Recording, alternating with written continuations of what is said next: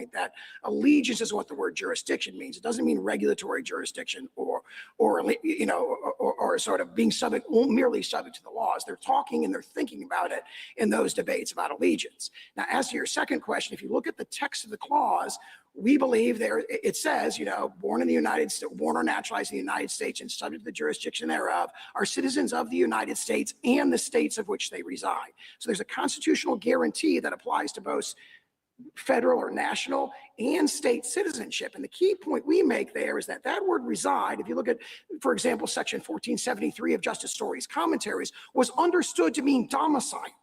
So when they say subject to the jurisdiction, and then they go on to say you're a citizen of the United States and the state in which they reside, the very text of the clause itself presupposes that the citizen is domiciled in the United States. If they're present in a state at all, they reside there. Reside means domicile in the Constitution, and we think that strongly supports our interpretation. It's textual evidence of our domicile-based theory of jurisdiction. Well, starting with that theory, you obviously put a lot of weight on subject to the jurisdiction thereof. But the examples you give to support that strike me as very quirky. Children of ambassadors, children of enemies during a hostile invasion, children on warships. And then you expand it to the whole class of illegal aliens are here in the country. I'm not quite sure how you can get to that big group from such tiny and sort of idiosyncratic examples. There are those sort of narrow exceptions for ambassador foreign public ships. Tribal Indians is an enormous one that they were very focused on in the debates as well. But what I do is I invite the court to look at the intervening step, which is the enactment of the Civil Rights Act of 1866. And there they didn't say subject to the jurisdiction thereof. There it says not subject to any foreign power.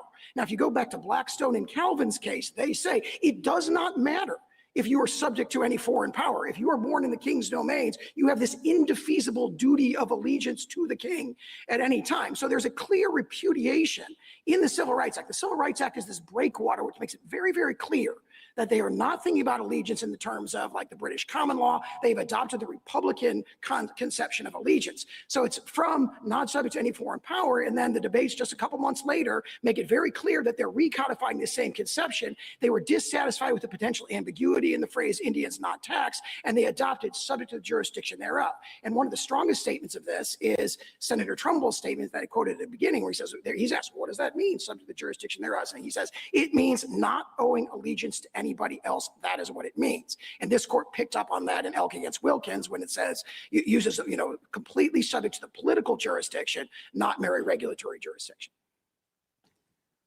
What do you do with Wong Kim Ark's quote of Daniel Webster, who said, independently of a residence, with intention to continue such residence, independently of any domiciliation, independently of the taking of any oath of allegiance or renouncing any former allegiance, it is well known that by the public law, a non-citizen, while he is here in the United States, owes obedience to this country's laws. Now, the examples that Wong Kim used as exceptions are situations in which there was not temporary allegiance to the United States. The children of foreign diplomats whose only allegiance was to their foreign country, and or occupied territory residents, including those citizens in Maine who had been occupied by the British forces. The US had no control over them. And the whole theory of the Indian tribes was similar. The Indian tribes were analogized to foreign diplomats. So what do we do with that? I'd say two things. First, as the Indian tribes, we think that's a case that strongly supports us because, of course, by 1866 and 1868, there was strong understanding that the Indian tribes were subject to the United States' regulatory jurisdiction. But not the same way that temporary foreigners were, meaning there was a real debate going on whether the US actually had jurisdiction over Indian tribes.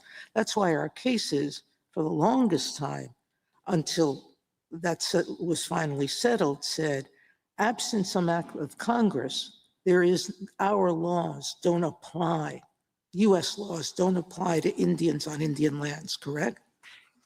I believe you look at the Rogers decision, for example, that we cite in our brief, where they say that they are subject to the United That's States later. I'm regulatory- talking at the time.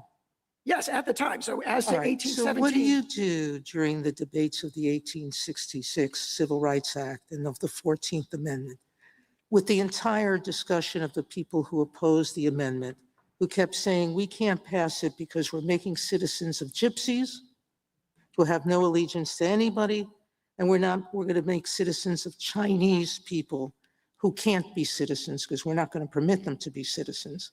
What do we do with those debates and the fact that the proponents of both acts said everyone who's born in the US will be citizens?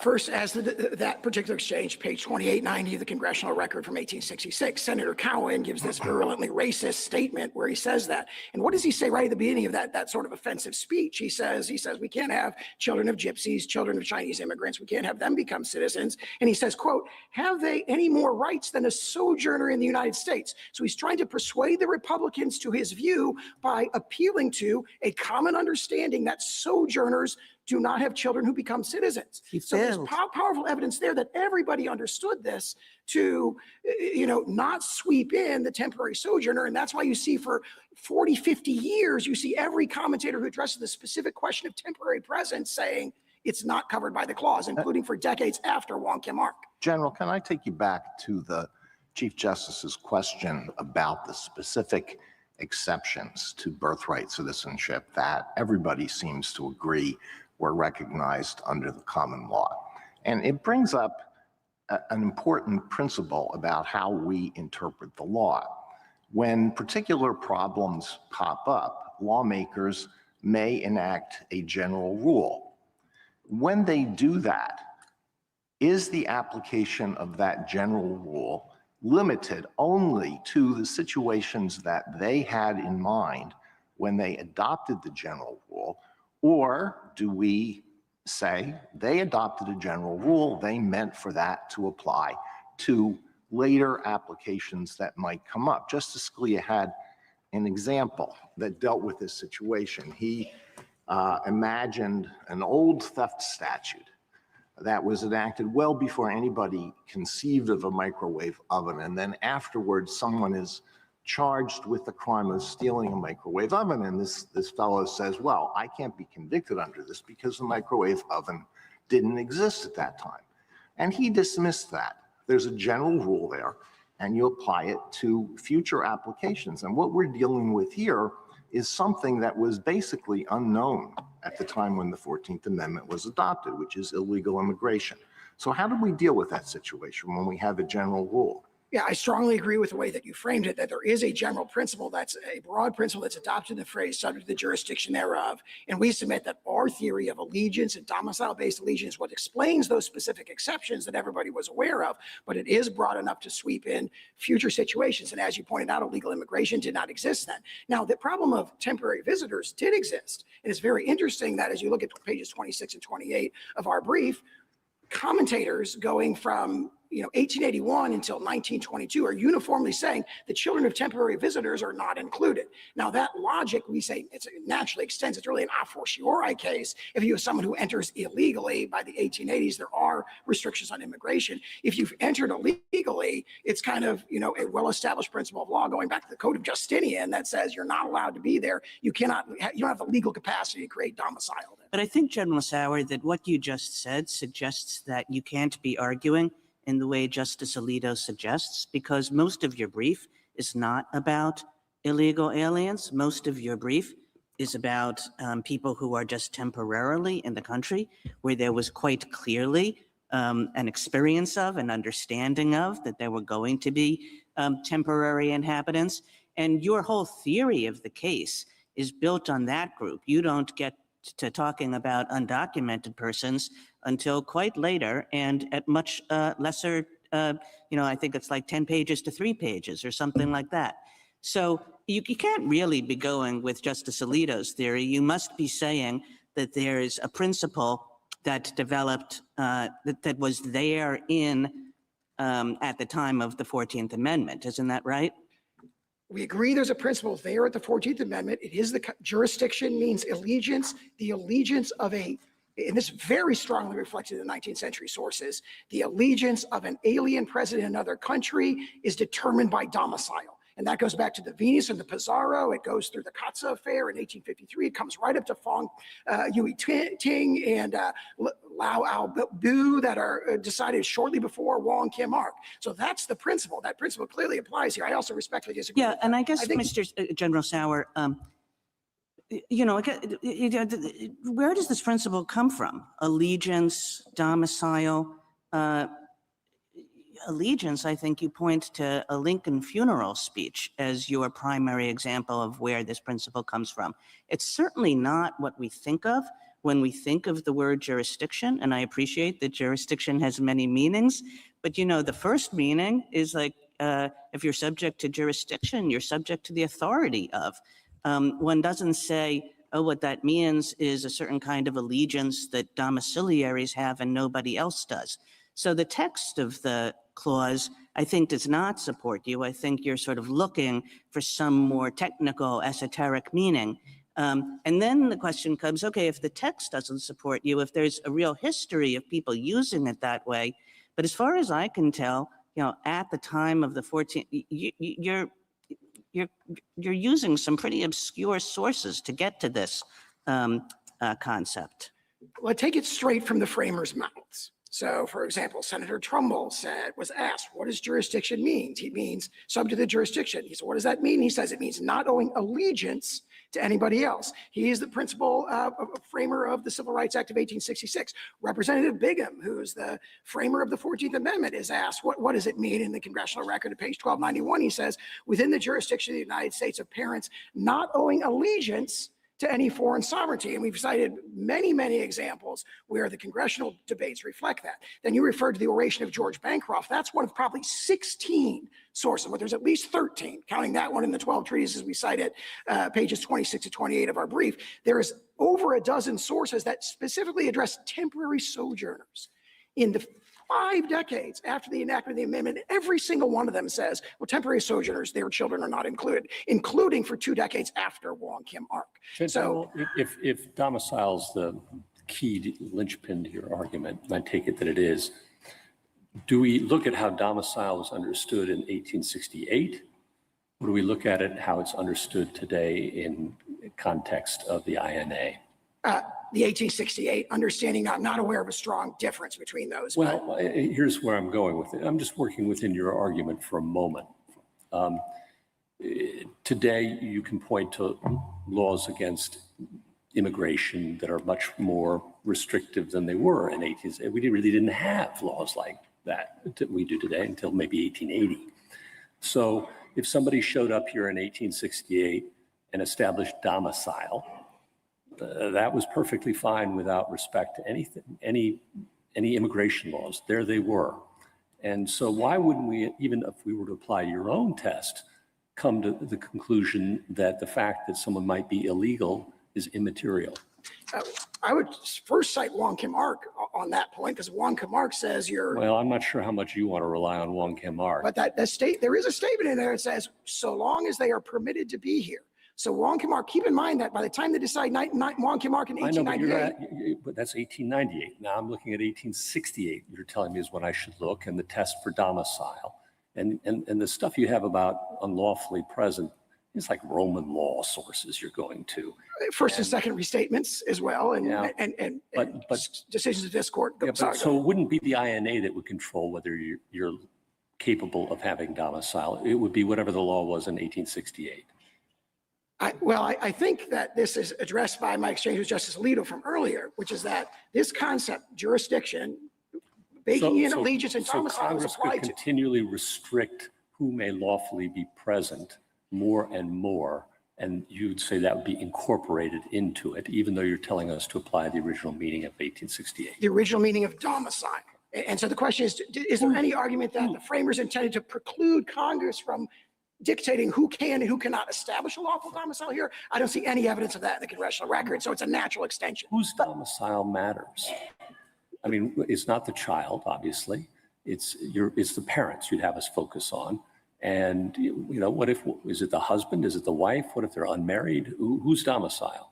Well, in the executive order, it draws a distinction between the mother and the father. It's really the mother's domicile. I think that would matter. Well, there but because that's the 1868 matters, you're telling us. So what's the answer? The 1868 sources talk about parental. I'm not aware of them drawing a distinction between mother or father, but they say the domicile of the child follows the domicile of the parents. And how are we going to determine domicile? I mean, would we use contemporary sources on what qualifies as domicile in a state, or do we look in 1868? And do we have to do this for every single person? And again, I don't see a strong distinction between those because, of course, domicile is a high-level concept, has been pretty consistent over centuries, which is lawful presence with the intent to remain permanently. That domicile, when you come to a new nation, you say, I'm here to stay, you become part of their political community, and you become akin to a citizen. And that's reflected very strongly in the case I cited before. And just to circle back to Justice Kagan's point, it's striking that in none of the debates do we have parents discussed. We have the child's citizenship and the focus of clauses on the child, not on the parents. And you don't see domicile mentioned in the debates. The absence is striking. I think the 19th century sources would say a newborn child lacks the capacity to form a domicile, so they're imputed the domicile of their parents. So I don't think they would have seen a distinction between children and parents. I point out that their position, like ours, is forced to look at the domicile of the parents because if you look at the exceptions that they accept, like I'm talking about tribal Indians and so forth. I'm talking about in the debates over the 14th Amendment and the Civil Rights Act. It's striking that these concepts aren't discussed in them. I think domicile is discussed. I mean, it's brought up in many. Allegiance, jurisdiction, complete jurisdiction.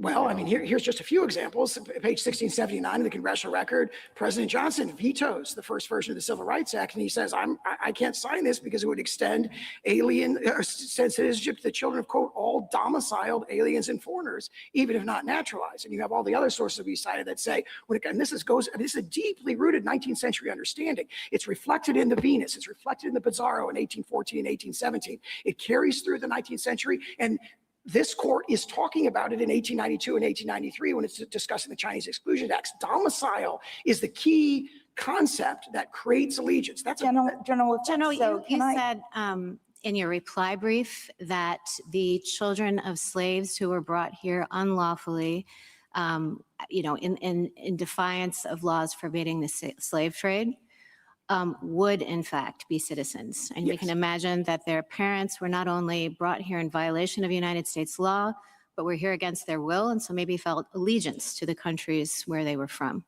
And you say that the purpose of the 14th Amendment was to put all slaves on equal footing, newly freed slaves on equal footing, and so they would be citizens. But that's not textual. So how do you get there? You say it in just a few sentences, so can you elaborate? Sure. If you look at I think if you look at the 19th century sources, what you see is that even though their entry may have been unlawful, 19th century antebellum law never treated their presence as unlawful. In fact, quite the opposite. One of the amici, in fact, points to like a Mississippi statute, which probably is replicated throughout the South before the Civil War, that says slaves in Mississippi have an indefeasible domicile in Mississippi. In other words, even if they run away, if they get away, Mississippi says, nope, you still live here. Right. And so it'd be astonishing, in other words, for the opponents of the 14th Amendment to say, oh, these people were not domiciled and therefore it goes the other way, because actually U.S. law, even if they were brought in illegally and through an illegal slave trade, once they were there by their intent is to return as soon as they can, let's say. So they're here, they're resident, and maybe under your theory, which says, well, lawfulness for a different purpose, but they're here, they're resident. Let's take your assumption that they're not here unlawfully. But let's say they don't have an intent to stay. They want to escape and go back the second they can. Are they domiciled? Under the 19th century law, I think this is the flip side of the hypothetical that we talked about earlier. Under 19th century law, they are treated as domiciled in the United States. So it'd be astonishing. And in the debates in the congressional floor, talk about not this specific case, but to say, look, slaves who have been forced to come here and have been here are lawfully domiciled here. They don't use the ways domiciled like they use allegiance. They say they don't have allegiance to, once they've been forced to come here, they don't have allegiance to any foreign or African potentate, and therefore they're. General, that goes How would that apply to the children of illegally trafficked people today? Would the same reasoning apply? It would turn on whether the parents are lawfully domiciled in the United States. So if they're brought in illegally, but then they choose to remain and they want to remain and they're domiciled, you would say that their lawful presence is not dictated by whether they were brought here lawfully or not. And that's different from someone who, say, crosses the border unlawfully. Yeah, I think it would turn on whether their presence is lawful. General, In other words, obviously, there may be many other important things that could be done to assist people like that. The question is, if they give birth to someone in the United States, that person naturally a citizen, that would turn, based on the original public meaning of the clause, on the lawfulness of their presence. Are they domiciled? General, can I ask you a question? To follow up on what Justice Gorsuch was exploring with you with respect to domicile, did I understand you to say that domicile is going to be eventually or is controlled by Congress? Who is domiciled? I'm struggling to figure out who is domiciled in your argument. The domiciliaries are people who are lawfully present and have an intent to remain permanently. So that's a kind of black letter, understanding of domicile. Now, Congress can dictate that certain classes of people, legal entrants and so forth, cannot lawfully lack the legal capacity to form a legally binding domicile. But if that's so, then doesn't it make the domicile for the purpose of the 14th Amendment turn then ultimately on Congress's will in a way that the framers did not intend? I mean, my understanding was the framers put this citizenship clause into the Constitution to prevent future Congresses from being able to affect citizenship in this way. Sure. Very briefly, no, I don't think so, because it is up to the alien whether or not they want to be domiciled here. Now, there may be But I collateral thought you just said Congress can make determinations as to who counts as being domiciled here. Yeah, So and if that's true, then it ultimately would impact, in your theory, whether or not this person can claim that they have citizenship for 14th Amendment purposes based on Congress's determination. And I just thought that's what the 14th Amendment was trying to get away from. if I may. Yes, please. Very briefly, I just point you to the discussion in Professor Werman's amicus brief where he talks about this is not a new problem. Going back even to the British common law, there's a situation of people who lack a safe conduct and are passing through the king's domains without permission. And he says the best reading of the common law is they are not under the protection of the king and they're not covered by the rule of birthright citizenship. Thank you, counsel. You mentioned in your briefing and also this morning the problem of birth tourism. Do you have any information about how common that is or how significant a problem it is? It's a great question. No one knows for sure. There's a March 9th letter from a number of members of Congress to DHS saying, do we have any information about this? The media reports indicate estimates could be over 1 million or 1.5 million from the People's Republic of China alone. The congressional report that we cite in our brief talks about certain hotspots like Russian elites coming to Miami through these birth tourism companies. And I mean, here's the fact about it that I think is striking. Media reported as early as 2015 that based on Chinese media reports, there are 500 birth tourism companies in the People's Republic of China whose business is to bring people here to give birth and return to that nation. Having said all that, you do agree that that has no impact on the legal analysis before us? I think it's, I'd quote what Justice Scalia said in his Hamdan dissent, where their interpretation has these implications that could not possibly have been approved by the 19th century framers of this amendment. I think that shows that they've made a mess. Their interpretation has made a mess of the provision. Well, it certainly wasn't a problem in the 19th century. No, but of course, we're in a new world now, as Justice Alito pointed out to, where 8 billion people are one plane ride away from having a child who's a U.S. citizen. Well, it's a new world. It's the same Constitution. It is, and as Justice Scalia said, I think in the case that Justice Alito was referring to, you've got a constitutional provision that addresses certain evils and it should be extended to reasonably comparable evils. He said that about statutory interpretation. I think the same principle applies here, and I think we quote that in our brief. Thank you. Justice Thomas, anything further? Generally, you're getting a lot of questions about immigration, and they harken back, of course, to the citizenship, which is defined in or set out in the 14th Amendment. How much of the debates around the 14th Amendment had anything to do with immigration?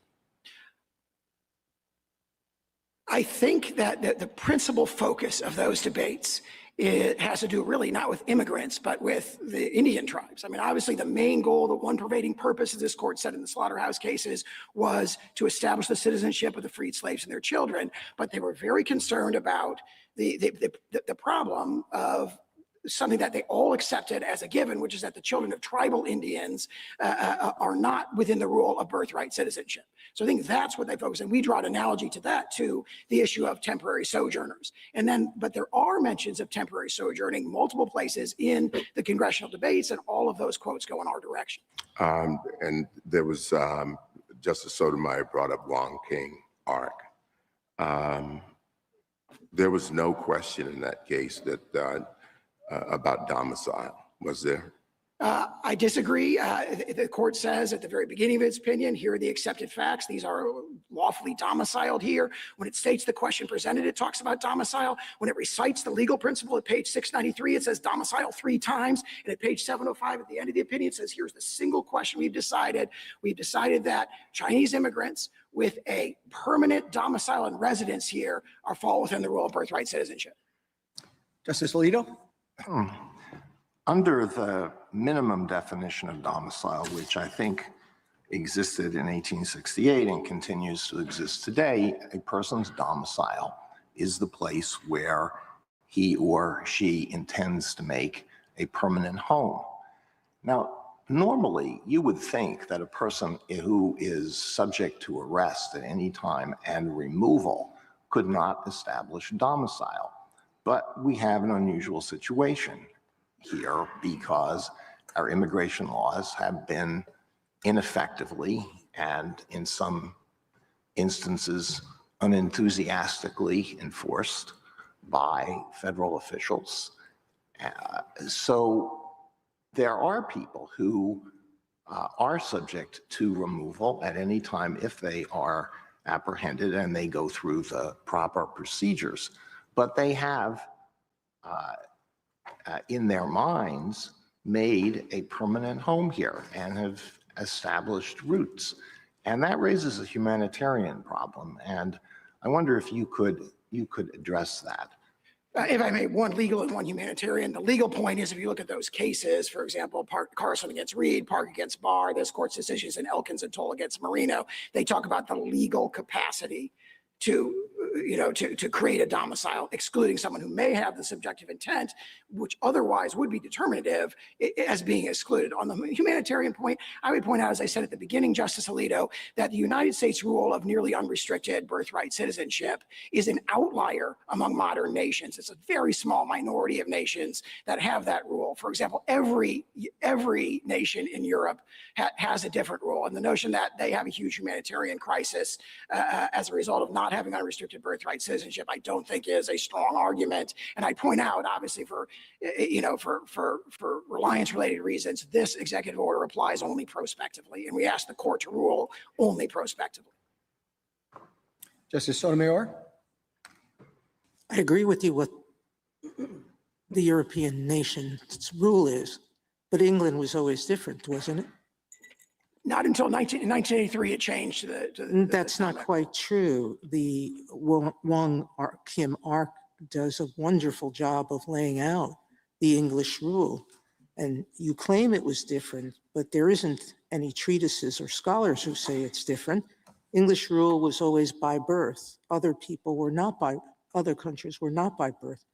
Let me just go to the implications of what you're asking us to do. You are asking us to overrule Wong Kim Ark.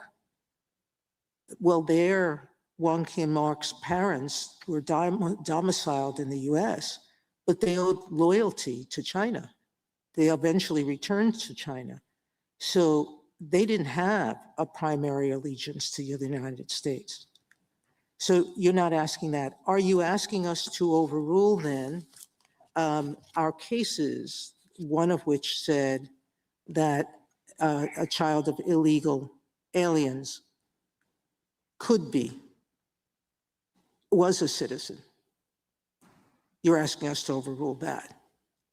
No, first of all, we're not asking you to overrule Wong Kim Ark. We agree you with the are holding of asking Wong us Kim Ark to- and much of the reasoning. And then as to those later cases starting in 1966, where the court makes sort of, unreasoned references to this Wait a issue, minute, we think thin top you loose. The respondent unlawfully overstayed her visa and gave birth to a child here.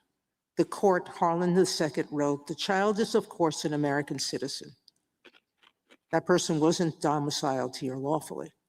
So you're asking us to overrule that case? I wouldn't say we're asking you to overrule. We think that's similar to a drive-by jurisdictional ruling where there's a simple statement that's not debated. There's no further analysis of it. There's really an assumption there.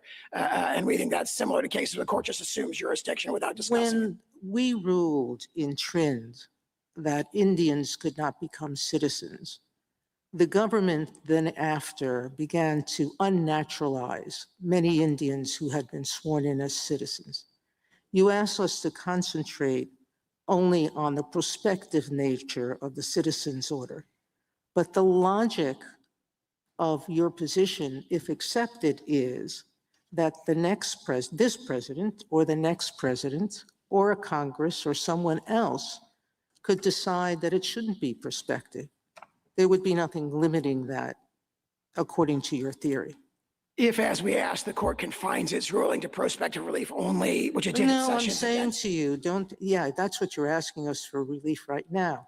I'm asking whether the logic of your theory would permit what happened after the court's decision in Trin, that the government could move to unnaturalize people who were born here of illegal residents. No, we believe the court should do what it did in Sessions against Morales-Santana, where there was a ruling that would have deprived people who are already citizens of citizenship, and the court said this applies prospectively only, and we think that's the appropriate course here. But that's not what we did in Trin. We think that Sessions provides the proper course here, and that's what we're asking. We are not asking for any retroactive relief. Justice Kagan? General, I think even your brief concedes that the position you're taking now is a revisionist one with respect to a substantial part of our history. And I think that that's in large part because of Wong Kim Ark and the way people have read that case, which of course was in the late 19th century, and have read it ever since then. And what that case suggests is, there's a very clear rationale. You say, oh, it says the word domicile a bunch of times, which it does. It's a long opinion. It says a lot of things. But the rationale of the case is really quite clear. It says there was this common law tradition. It came from England. We know what it was. Everybody got citizenship by birth, except for a few discrete categories, which were the ones that the Chief Justice mentioned at the beginning. And that tradition carried over to the United States. And then what the 14th Amendment did was accept that tradition and not attempt to place any limitations on it. And so that was the clear rationale, a clear rationale that is diametrically different from your rationale. And everybody took Wong Kim Ark to say that and to say that as a result of that, of course, birthright citizenship was the rule. And I think everybody has believed that for a long, long time. And I guess my question is this. You have a story about the reasons why we should go back to what you view as the original meaning. And given the long history of this country's understanding about birthright citizenship, what would it take? What do you think it should take to accept that story in terms of the magnitude of the evidence that we would need to see in order to accept this revisionist theory and in order to change what I think people have thought the rule was for more than a century? Let me make 2 points in response to that, one historical and one legal. Historical point, I disagree with the way you've characterized the understanding of Wong Kim Ark, and I would point to something that's emphasized in their amici's briefs, which is in 1921, Richard Flournoy, who becomes a senior State Department official in the Roosevelt administration and pushes their theory as to temporary sojourners, writes a law review article in 1921 where he says, I think the children of temporary visitors should be citizens. But he admits that is not the understanding of Wong Kim Ark. He admits Wong Kim Ark did not hold that. And he admits that there's an array of authorities that go against him. He talks about careful and reliable, high authorities. And that's referring to the consensus that we point out in pages 26, 28 of our brief. We've got 12 treatises from 1881 to 1922 that all say, including for decades after Wong Kim Ark, that say children of temporary sojourners are not included. What happens between 1921 and the 1930s? Well, Mr. Flournoy became a senior State Department official, and he adopted that as the policy of the Roosevelt administration. So their argument is basically saying there wasn't this consensus going back to 1898. The consensus, as their own author admits, goes entirely in the opposite direction. For 50 years, right, for 50 years from the framing of the clause through the 1920s, maybe 60 years, the general understanding when it comes to what's at issue here and was not an issue in Wong Kim Ark is the children of temporary visitors do not become citizens under the clause. And then the legal point, you referred to this sort of concept of temporary local allegiance, and they rely on the Schooner Exchange, this theory that you've got temporary local allegiance. But if you actually look at page 572 of the congressional record, right at the beginning, introducing the Civil Rights Act, Senator Trumbull says, I said not subject to any foreign power. I wanted to say born in the United States and owing allegiance to the United States, but I was aware that there's a, quote, a sort of allegiance from persons temporarily resident in the United States whom we have no right to make citizens. So Senator Trumbull says the reason I haven't adopted the language and meaning that they say should be packed into these provisions is that everybody knows that the children of temporary visitors should not be citizens. Thank you, General. Justice Gorsuch? Just to follow up on that point, General, one interesting counterpoint about the understanding of Wong Kim Ark that followed with respect to temporary sojourners. And I take you've got your well-taken points. But there was, of course, John Marshall Harlan, the great dissenter who dissented in Wong Kim Ark and later gave a bunch of lectures. And he posed the question about the sojourners. Suppose an English father and mother went down to the hot springs to get rid of the gout. And while there, they have a child, now back in England. Is that child a citizen of the United States, born of the jurisdiction thereof by mere accident of birth? And he says, under Wong Kim Ark, he is.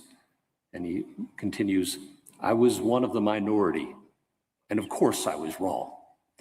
Now, I'm sure that was tongue-in-cheek, but now, what do you do with that? I'd say two things in response to that. First of all, he gave a speech, but we have 12 uncontradicted treatises that say the opposite, that is not what Wong Kim Ark means, and that's not the meaning of the clause. But also, I'd make a more fundamental point. When you're looking at Wong Kim Ark, one of the dissent has this dominant theme that like you can't be doing this because you can't make we all agree, or it's obvious that the children of temporary visitors do not become citizens. And how does the majority opinion address that? It says domicile 3 times when it recites the legal rule. It says permanent residence and domicile when it decides the holding.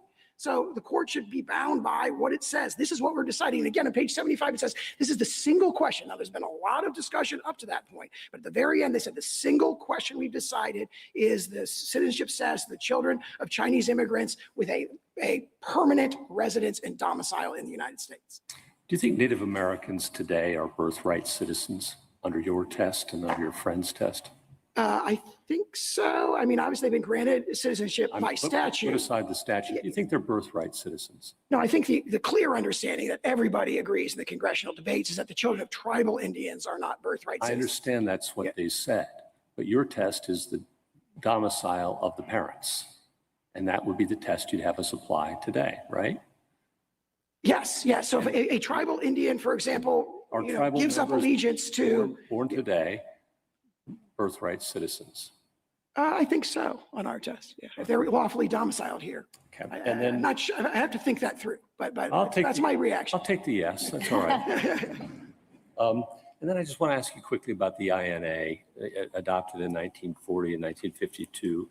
It uses the same term as the Citizenship Clause, and one might have a pretty good argument. I'm sure you got some arguments along just these lines that it should be understood to mean whatever it meant in 1868. But there was a lot of water over the dam between those two things. And as your brief points out, by the Roosevelt administration, there's a pretty strong jus soli move. That is to say that the thin concept of jurisdiction, power over, is enough, a broader understanding of birthright. Would there be an argument for reading that statute under its original plain meaning at the time, 1940, 1952, to perhaps have a different meaning than the Constitution? We don't think that's the best interpretation. I give two reasons. One is it would be very surprising if a statute that says exactly the constitutional phrase subject to the jurisdiction thereof were interpreted to mean something totally different or to ossify a then current misunderstanding of the clause. We think that the best analogy here is probably state long-arm statutes. Take a sort of non-controversial example. State long-arm statutes routinely say we're going to exercise personal jurisdiction to the extent of due process. It takes the constitutional standard and it puts it in the statute. And nobody thinks that those ossify, are limited to the precedent, this court's precedents at the time they were enacted. Everyone thinks that that phrase due process incorporates, the developing law of due process and minimum context and so forth, including from this court. So we think that's the best analogy when you're looking at the constitutional phrase itself and you take it out of a freighted context. The natural interpretation is say this means what this reflects the objective meaning of the Constitution, and the objective meaning of the Constitution is its original public meaning in 1866. Do you see any notable counterpoints to that argument? I'm sure there are arguments on the other side. We address them in their brief. So you're really, at the end of the day, then, this is a straight up constitutional ruling you want from this court, win, lose, or draw? Yeah, we think that the statute and the Constitution means the same thing. If the court disagrees, obviously we prefer an adverse ruling. If the court's going to do that on a statutory basis than a constitutional basis. But you just disavowed that in your responses to me by saying that that's not an available option. That's the way I understood it. Yes, the court would have to disagree with our statutory position, which is that it means the same thing as the Constitution. But if the court were to do that, then the natural course would probably be to rule on statutory grounds alone. Now, we think they mean the same thing, and we've got arguments for that, including, I think, the analogy I just referenced. Thank you. Justice Kavanaugh? General, how should we think about the text of the 14th Amendment subject to the jurisdiction thereof as distinct from the different language of the Civil Rights Act of 1866, which refers, as you know, to persons not subject to any foreign power? Those texts are on their face different, and the history that Justice Kagan referred to might have developed quite a bit differently if the 14th Amendment's text had used the phrase that was in the Civil Rights Act. That's an excellent point. And this court has held in multiple cases, Heard against Hodge and General Building Contractors, has recognized that they were intended and they did mean the same thing. And that's powerfully reinforced by the congressional debates, where really what they're discussing is they said they were dissatisfied with the language in the Civil Rights Act because the phrase Indians not taxed they thought was ambiguous. And so they switched to the affirmative statement as opposed to the negative statement. The affirmative statement is subject to the jurisdiction thereof, but there's express statements in the congressional record essentially that we're doing the same thing. And that is what this court's case law has reflected. Why didn't they say the same thing? Again, it appears they preferred the sort of positive formulation subject to the jurisdiction thereof as opposed to not subject to any foreign power. And again, there's a deep concern and lengthy discussion of the potential ambiguity in the Civil Rights Act thing. They want to eliminate an ambiguity, but do the same thing. And I think that that's very strongly reflected in those debates. By the time of the 1940 and 1952 congressional actions, where Congress repeats subject to the jurisdiction thereof, given Wong Kim Ark, one might have expected Congress to use a different phrase if it wanted to try to disagree with Wong Kim Ark on what the scope of birthright citizenship or the scope of citizenship should be. And yet Congress repeats that same language knowing what the interpretation had been. So how are we to think about that? I think baked into that question is an understanding, I think that was reflected in Justice Kagan's earlier question, that everybody understood that Wong Kim Ark meant that, and the history I talked about, I think refutes that. That really there's a consensus that goes our way for decades and decades after the adoption of the amendment and after Wong Kim Ark on the specific question of the children of temporary visitors. And it's really not until, and again, their author in 1921 is saying, hey, the other side is the consensus. I'm sorry. Yeah, sorry, go ahead. But there's executive branch interpretations and others. And if you're in Congress in 1940 and 1952 and you want to limit the scope of Wong Kim Ark or to eliminate ambiguity, why do you repeat the same language rather than choosing something different? For example, you could use the language from the Civil Rights Act of 1866 or some similar formulation if your idea in 1940 and 1952 was to not have ambiguity or not have an overly broad scope. I think if you look at the structure of that statute, where it's 1401A and then B through H, A, and it says these are the people who are entitled to birthright citizenship. A is the constitutional standard, and then B through H are all the categories that Congress has superadded to that. I think the natural inference is that Congress is codifying, which it was consciously doing in 1941, pulling all the naturalization rules and immigration rules together into one statute and said, you go to one place, here's who is a birthright citizen. A, those who are guaranteed that right by the Citizenship Clause, and B through H are the ones that Congress has added through its naturalization power. So that inference to me says A is merely, it's not trying to change or alter the constitutional standard, just saying, hey, the baseline is what the Constitution says, and we codify that, and then we move on to the new categories. Of what relevance, if any, do you think Section 5 of the 14th Amendment has here that gives Congress the power to enforce the article, the 14th Amendment, by appropriate legislation? Does that give Congress room here, or do you not think so?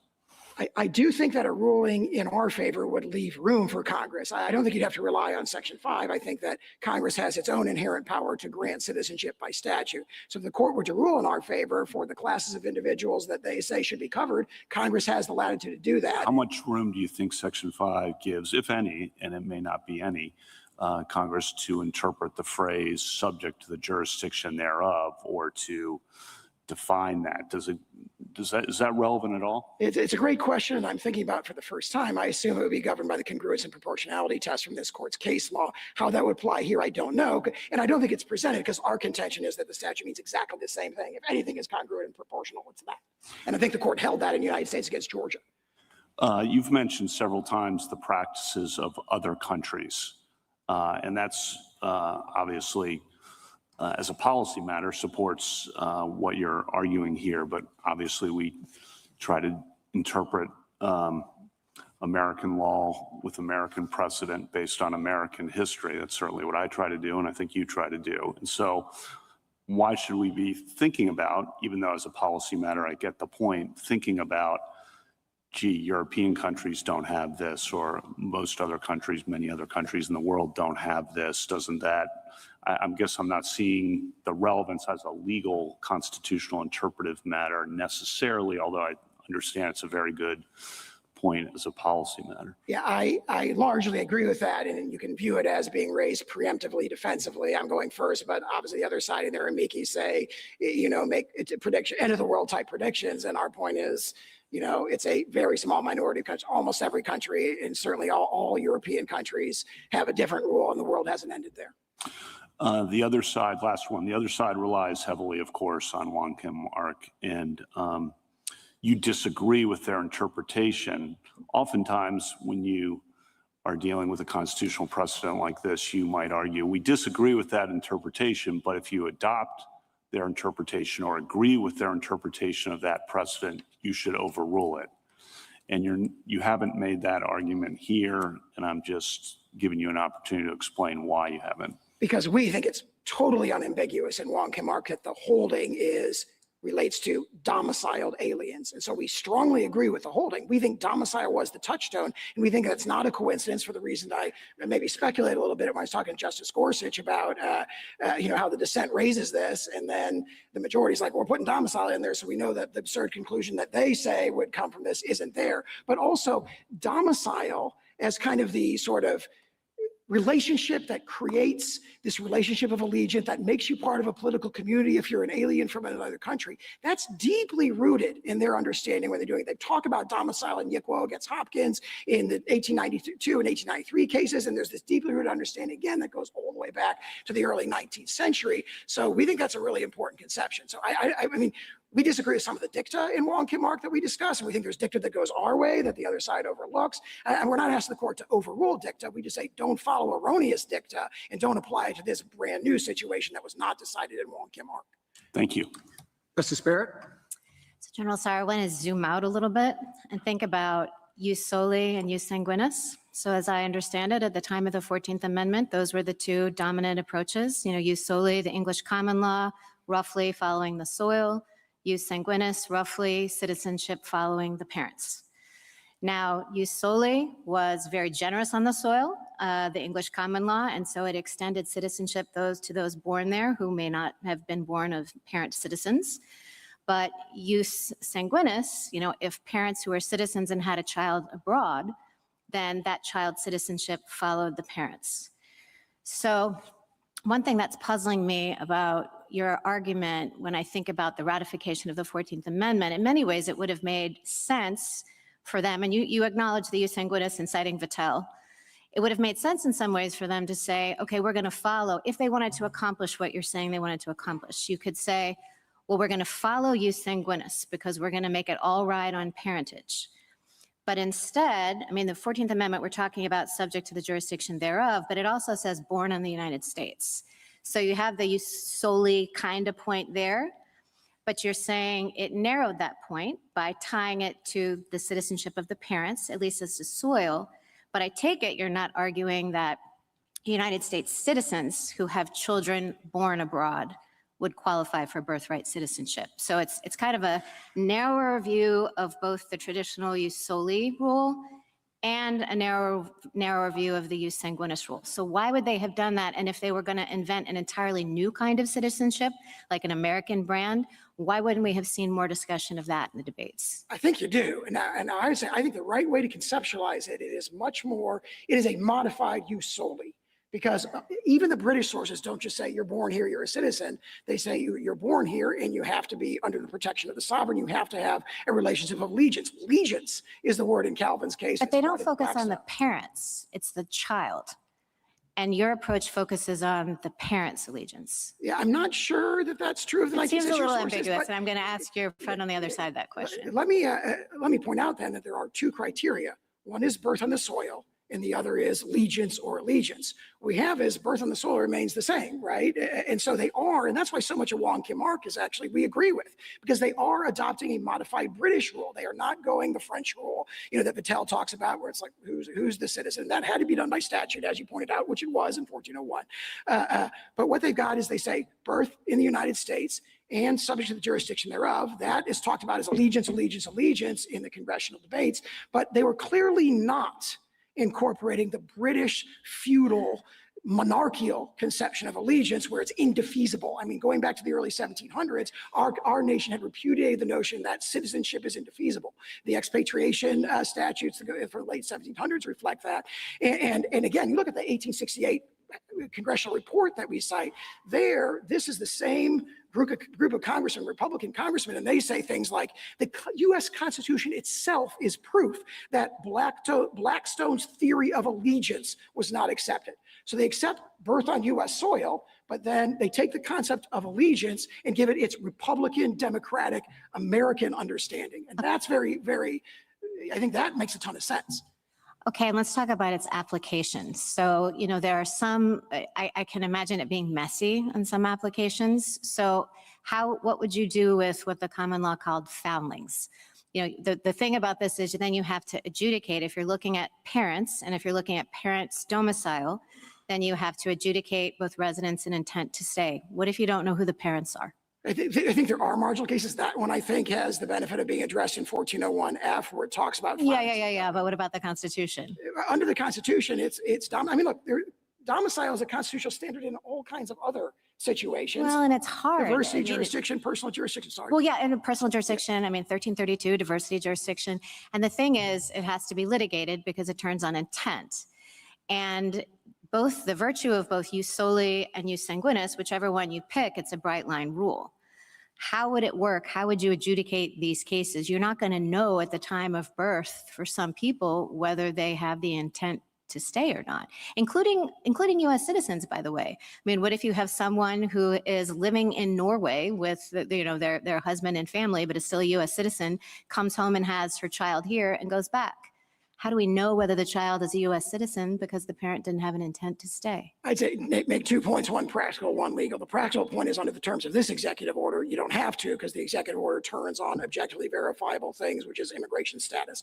Are you lawfully present but temporarily present, or do you have an illegal status? So those kind of like, taking evidence, so to speak, under subjective intent wouldn't be done. And as to the constitutional point, obviously domicile is baked into a lot of constitutional and legal concepts, and there may be situations where facts are determined. But if you look at the guidance that all the agencies did after this court in Casa said the agency could go forward and issue guidance, the guidance provides, I think, very, very clear, objective, verifiable approaches to doing this. And so as a practical matter, I don't think it's presented by this executive order. Thank you, General. Justice Jackson? Good morning, General. So I guess I am looking at your position in this case, and it boils down to requiring us to do at least these 2 things. One is believe that the framers were not importing the common law rule and understanding of birthright citizenship.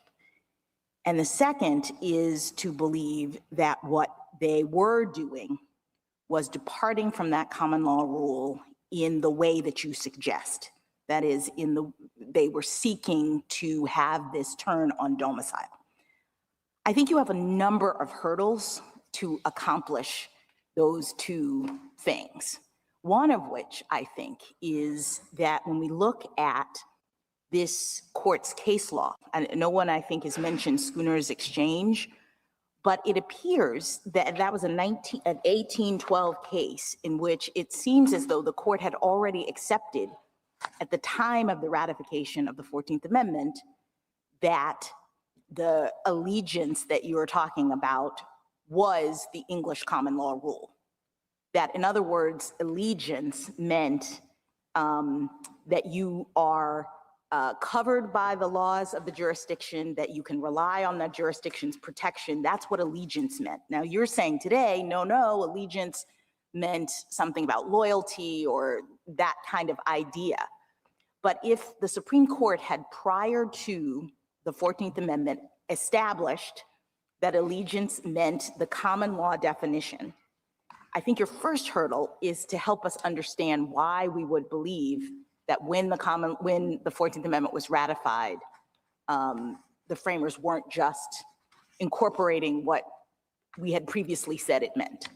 Page 572 of the congressional record directly addresses this. They say the concept of temporary and local allegiance from the Schooner Exchange is what is meant by, or temporary and local jurisdiction from the Schooner Exchange is what is meant by the word jurisdiction in the 14th Amendment. Senator Trumbull says, I thought about saying owing allegiance, but again, quote, there's a sort of allegiance from persons temporarily resident in the United States whom we have no right to make citizens. So it expressly and consciously rejected reliance on Schooner. What do we do with, I mean, that's a debate and it's a discussion, very valid, but then we have a subsequent debate between Fessenden and Wade where the same concept comes up and it becomes clear, at least from Senator Wade's perspective, that that's wrong. So Fessenden, and I'm not sure whether these are senators, I apologize. Fessenden says, suppose a person is born here of parents from abroad temporarily in this country. Wade responds, the senator says a person may be born here and not be a citizen. I know that is so in one instance, in the case of the children of foreign ministers who reside near the United States, et cetera, et cetera. So it appears as though in that exchange, at least Senator Wade believed that the English common law understanding of what it means to have allegiance, to be a temporary person on the soil was what was being adopted. Yeah, that exchange strongly supports us. If you look at it in context, Senator Wade has introduced a version that says only birth on U.S. soil and doesn't have any allegiance or jurisdictional element to it. And so Senator Fessenden stands up and says, well, that can't be right because, obviously, what about the children of temporary visitors? It has this, it's another one of these statements that has this appeal to a background understanding that we all agree that the temporary visitors, their children do not become citizens. And then Senator Wade has to kind of backtrack and say, well, what are the children of ambassadors? And in the end, Congress does not adopt Senator Wade's proposal. So we think that to the extent you can draw an inference from that, the inference strongly supports. All right, well, let me just ask you about why we wouldn't see in the 14th Amendment anything about parental allegiance. Several of my colleagues have talked about the fact that your view of this turns on what the status of the parents are, and not the child, as would the born in the United States view of it. Can you help us understand why we wouldn't expect to see a mention of parents in the text of this amendment? I think it was well understood that, for example, children cannot, newborns cannot form domicile. So it follows every 19th century. That assumes domicile is in the test. And I'm asking you, how do we know that Congress did adopt the test that you say it adopted? When you're looking at 19th century conceptions of allegiance, the notion that the allegiance, again, we say domicile is instantiating the concept of allegiance for aliens as opposed to citizen.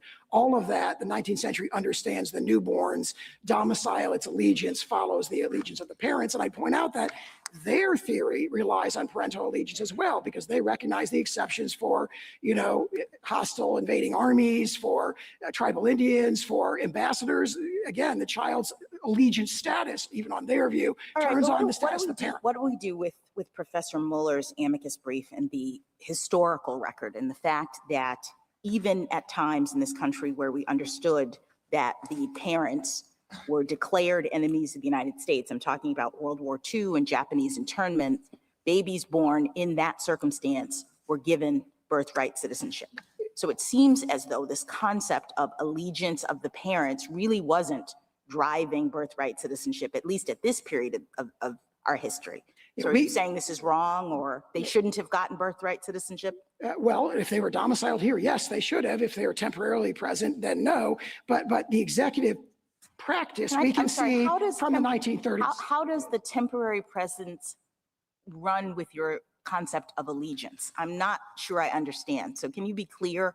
Are you saying that only people who are domiciled here, as you define it, can form the necessary loyalty to the United States? It's not allegiance is not a question of subjective loyalty. Okay. Oh, it is something you owe. It's a reciprocal relationship between the citizen, whether they want it or not, they have that allegiance. And I think it's powerfully— On the basis of what? Domicile. I mean, that's what it says in so many words in the Venus and the Pizarro. It says, look, if you're talking about an alien, if they're just temporarily passing through, no, they don't have allegiance. But if they've made it their permanent home, they become part of our political community, and they are analogous or akin to citizens. All right, just quickly, because I'm mindful of the time. What do you do with Wong Kim Ark's statement that birthright citizenship is applying, quote, independently of a residence with intention to continue such residence, independently of any domiciliation? I know that they use domicile, it's a fact in the case, but that's not a part of their holding. It's not what the reasoning turns on. I believe you're quoting from page 693 of that opinion. It goes on to say, not citizen terms on that, but the duty of obedience to our laws. It doesn't take the further step at that point and say, therefore, if you have temporary and local allegiance, you're a citizen. And immediately before that, you have that page 693 summary of the court's holding, where it says domicile. Wong Kim Ark incorporates a domicile requirement. That is the holding. It's definitely clearly expressed in the holding. All right, one final thing, perspective. You say perspective, we're supposed to do this. Don't worry about the people who are already here and who would not qualify under your rule. How does this work? Are you suggesting that when a baby is born, people have to have documents, present documents? Is this happening in the delivery room? How are we determining when or whether a newborn child is a citizen of the United States under your rule? And I think that's directly addressed in the SSA guidance that's cited in our brief. What SSA says is there's currently a system where, for example, social security numbers are generated based on the birth certificate.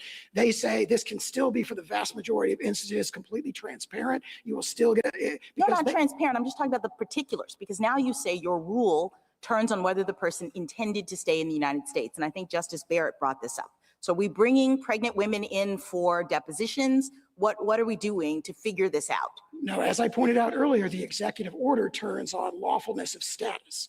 So if you give birth to a baby in the hospital right now, it gets the birth certificate in the system. There's a computer system. So there's no opportunity, there's apparently no opportunity then for the person to prove or to say that they actually intended to stay in the United States. Absolutely not. The opposite is true. Their opportunity to dispute if they think they were wrongly denied, which would only happen in a tiny minority of cases, After the is fact. directly addressed in that guidance. After the fact, Yes. after their baby has been denied citizenship, then we can go through the process. Yes. And the way that, I mean, I'm summarizing because I'm not an expert on Yes. computers, but there's a computer program that currently automatically generates a social security number. SSA says, look, a social security number, non-citizens can have them if they have work authorization, so it doesn't prove citizenship. We'll give you a social security number, provided that the system automatically checks the immigration status of the parents, which there are robust databases for, and then it appears no different to the vast majority of birthing parents. Thank you.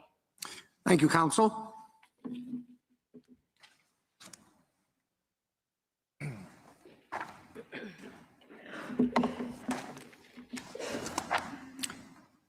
Ms. Wong? Mr. Chief Justice, and may it please the court, ask any American what our citizenship rule is, and they'll tell you, everyone born here is a citizen alike. That rule was enshrined in the 14th Amendment to put it out of the reach of any government official to destroy. When the government tried to strip Mr. Wong Kim Ark's citizenship on largely the same grounds they raised today, this court said no. 30 years after ratification, this court held that the 14th Amendment embodies the English common law rule. Virtually everyone born on US soil is subject to its jurisdiction and is a citizen.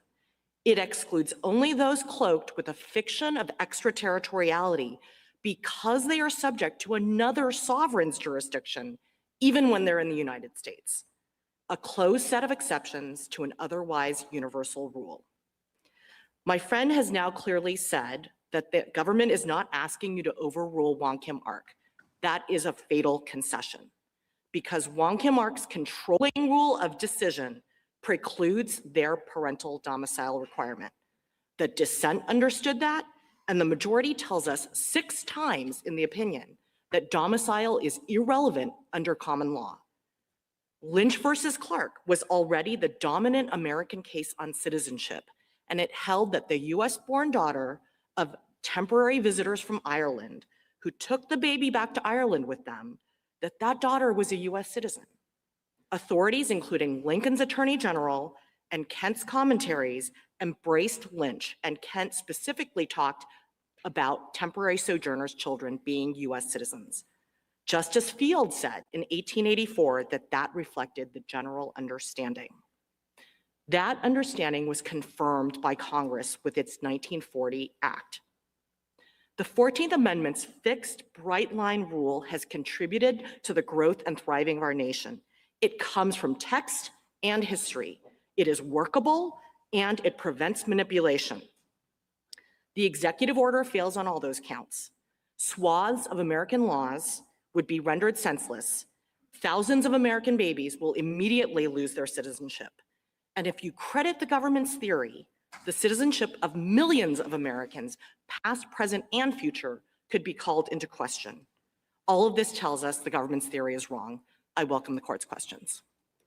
There are 5 exceptions to citizenship that you do accept. Yes, depending on how many you count, Justice Thomas, how you count them. What is the underlying rule of law that you use to connect these 5 exceptions?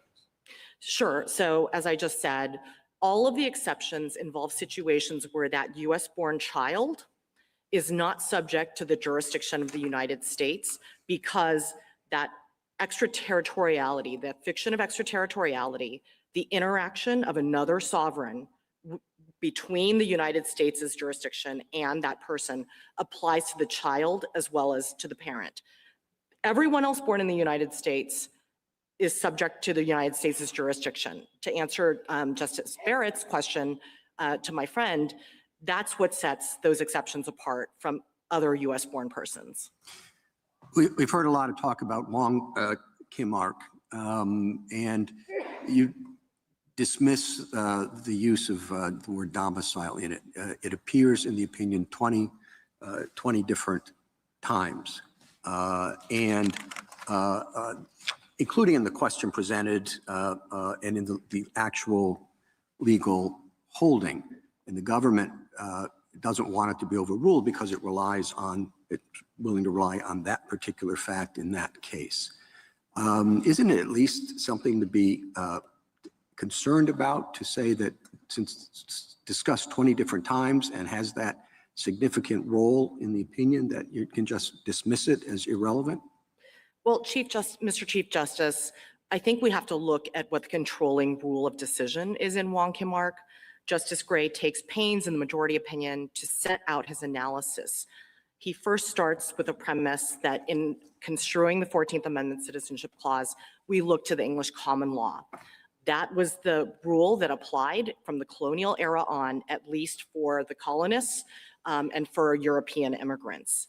He then says, look, Chief Justice Marshall tells us in the Schooner Exchange what subject to the jurisdiction means, again looking to the English common law. Under English common law, if you are born in the dominions of the sovereign, you owe natural allegiance, and those who are present in the dominions of the sovereign owe temporary allegiance for as long as they're present. The only exceptions, again, at common law were ambassadors, people born on foreign ships, and people who were born during periods of foreign occupation.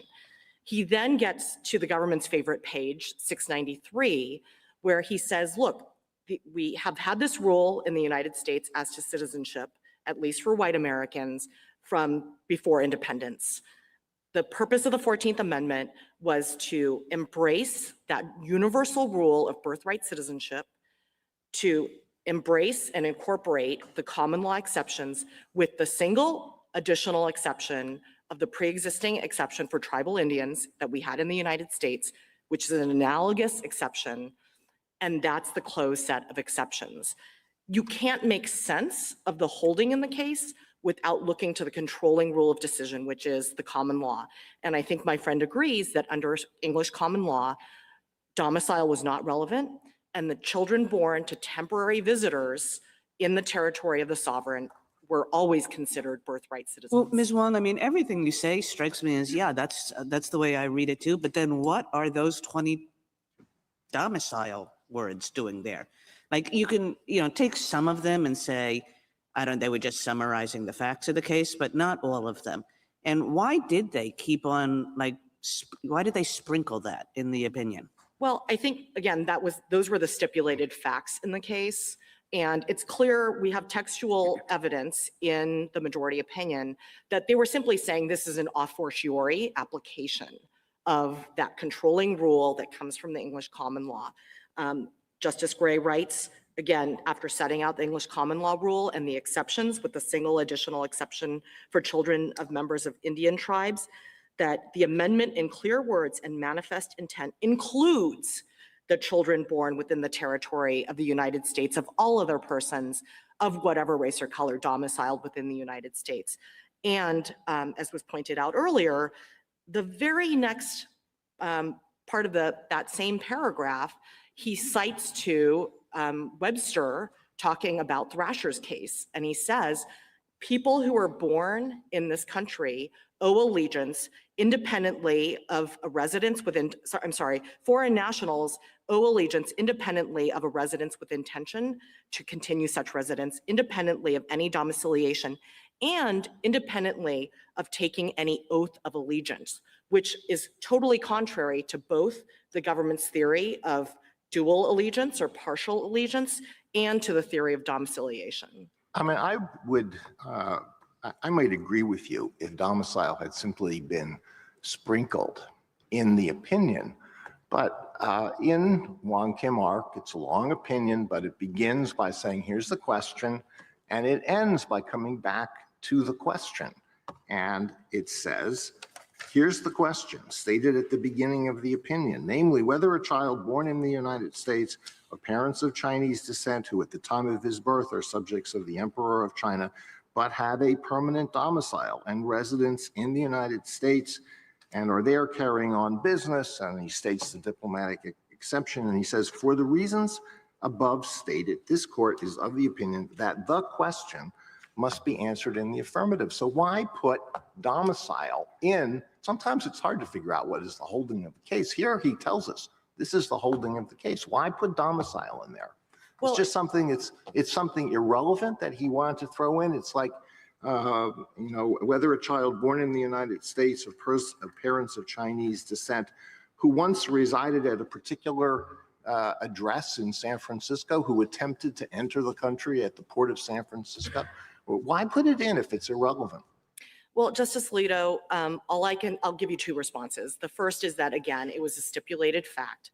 The second is that regardless of what the judgment in the case was, which again was an a fortiori application of the rule of decision, the rule of decision in Wong Kim Ark has binding precedential effect. Even if you think that Wong Kim Ark decided the case based on the stipulated facts, you have to follow that controlling rule of decision. And if you follow that rule, you get to the same result for people without domicile. Wong Kim Ark says 6 times in the first parts of the opinion, as well as on the page the government focuses on, that domicile is not relevant. Well, that Ms. Wong, on that, what do we do with the fact that after Wong Kim Ark, at least some authorities took the view that the non-domiciliary question wasn't decided, remained open, and even continued to press the view that domicile is required? Now, I know you've got a lot of good stuff on your side too, but what do we do with the fact that many sound legal authorities thought it remained an open question, even if one of them wasn't John Marshall Harlan? I liked your example from Justice Harlan's lecture here in DC. So here's what I would say. All of the government citations in their brief generally either were rejected by Wong Kim Ark expressly if they predated Wong Kim Ark. If we're trying to understand how the legal community understood what happened in Wong Kim Ark, Sure. It seems to me it's a mess. So maybe you can persuade me otherwise. I think I can, Justice Gorsuch. First, as to the post-Wong Kim Ark authorities the government cites, each one of them is inconsistent with Wong Kim Ark's reasoning or doesn't mention it at all. Most of them have very little reasoning at all. And in contrast, what we have on our side post-Wong Kim Ark is numerous federal court decisions around the time of Wong Kim Ark, between ratification and Wong Kim Ark, that said that domicile is not relevant. They cited Lynch versus Clark, which again was about the daughter of temporary sojourners. We have the 6th edition of Kent, which was cited in Wong Kim Ark, and of course was then cited after Wong Kim Ark was decided by many authorities, again, discussing temporary sojourners. Anyone who wanted to know what the law of citizenship was under the 14th Amendment after Wong Kim Ark would go to the 6th edition of Kent, where he says in that footnote on page 38 that the rule was Lynch versus Clark and temporary sojourners' children are US citizens. We have members of Congress speaking on the record on debates on immigration laws, where they were finally passing these immigration restrictions that Senator Cowan wanted. And they all stated either that Lynch was the rule, that Attorney General Bates had stated the rule, again, citing Lynch, or Kent, and stating the rule that everyone born in the US is a citizen, and saying, look, children of Chinese immigrants, these immigrants who are unwelcome, these immigrants that Congress is now trying to bar from entering the United States, if their children born in the United States are citizens. We have an 1896, so a couple years before Wong Kim Ark, but an 1896 State Department regulation, which said the US-born children of foreign nationals are US citizens, accepting only the children of ambassadors. And then you have Marshall Woodworth, who is a US attorney who writes in a law review article that he's talking specifically about temporary sojourners' children. And he says, I don't think that's a good rule from a policy perspective, but that's the general rule. And Ms. Wang, can I offer a possible explanation for why Justice Gray made a point of putting domicile in what he said was the holding of the case? And it is this. Wong Kim Ark and his parents, had they come to the United States from Europe, could have been naturalized but because they were Chinese, they could not be naturalized. And they had done everything that they could to make themselves Americans by establishing a domicile in the United States. And so that's what this was about. He couldn't get naturalized because of a racist law, but they had done everything they could to become part of the American society. At the same time, there were many, many men who were horribly exploited, brought to the United States to work on the Transcontinental Railroad, to work in mines. They were worked to death. They were treated horrifically, but they were overwhelmingly men. There wasn't an indication that they would stay here, they could stay here, they didn't have permanent homes. And the opinion is drawing a distinction between those two categories of people who would have been well understood at the time when Wong Kim Ark was decided. No, Justice Alito, I don't think that's a plausible explanation for why domicile is mentioned in Wong Kim Ark, because again, the controlling rule of decision based on the English common law and cases from Schooner Exchange to Lynch versus Clark to State versus Manuel, which was the North Carolina decision that said, look, the rule in the United States from independence on has been the English common law rule.